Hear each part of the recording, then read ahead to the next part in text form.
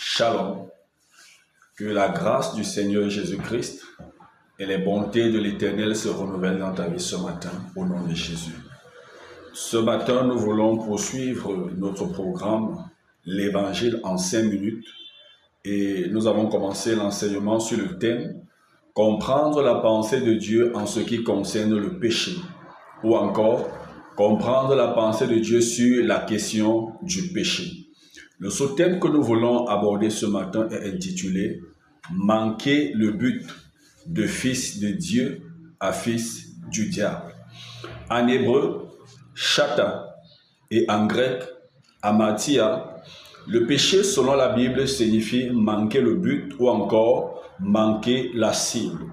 Cependant, lorsqu'un tireur manque sa cible, il en atteint une autre. En manquant le but de Dieu pour lui, Adam a atteint un autre but, le but du diable.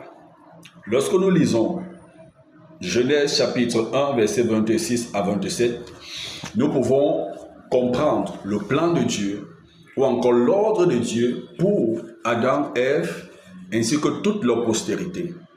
Dans ce passage, nous découvrons par exemple que dans le plan de Dieu, il était question que Adam et Ève restent à l'image de Dieu et selon sa ressemblance. Il était question qu'ils dominent sur les animaux que Dieu a créés et sur toute la terre. Dans le plan de Dieu, il était question que Adam et Ève soient féconds et se multiplient. Il était également question qu'ils vivent dans le jardin, un jardin paisible, rempli d'amour, d'abondance et de la présence de Dieu. Il était question également que Adam et Ève vivent maritalement, qu'ils puissent se réjouir des bienfaits du mariage et qu'ils puissent se reproduire. Maintenant, un autre individu va faire irruption. On parle du serpent, on parle du diable, on parle du dragon, le séducteur, l'accusateur des frères.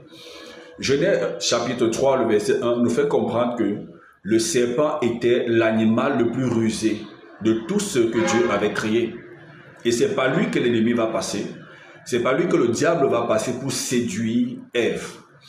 Celle-ci, ayant été séduite par la voix du serpent, va désobéir à l'ordre de Dieu. Elle va sortir du plan de Dieu pour sa vie. Elle va ainsi entraîner son mari en lui donnant également le fruit qu'il va manger. Les deux donc vont sortir du plan de Dieu pour leur vie.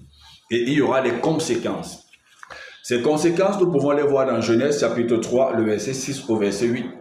La Bible dit que